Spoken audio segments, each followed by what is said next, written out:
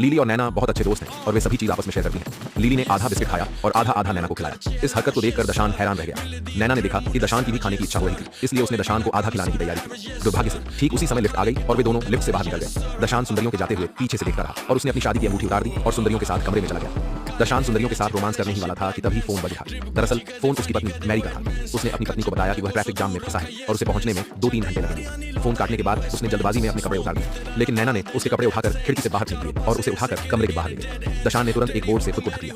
उसी समय सफाई कर्मी जेनी वहां से गुजर रही थी। उसने जेनी से मदद मांगी। जेनी ने उसे कपड़े धोने के कमरे में ले जाकर उसे एक कपड़ा दिया। वह कपड़े बदलने गया और जब वापस आया तो उसकी नजर फिर से सुंदर जेनी पर पड़ी। वह फिर से जेनी के साथ रोमांस करने की तैयारी करने लगा। जेनी ने कहा कि उसके पास रूम की चाबी है और वे दोनों जल्दबाजी में कमरे में चले गए। जेनी उसे मसाज देने लगी, लेकिन उसकी पत्नी मैरी अचानक मोबाइल लेकर पर्दे के पीछे से बाहर आई और बोली कि उसने सारी बातें रिकॉर्ड कर ली।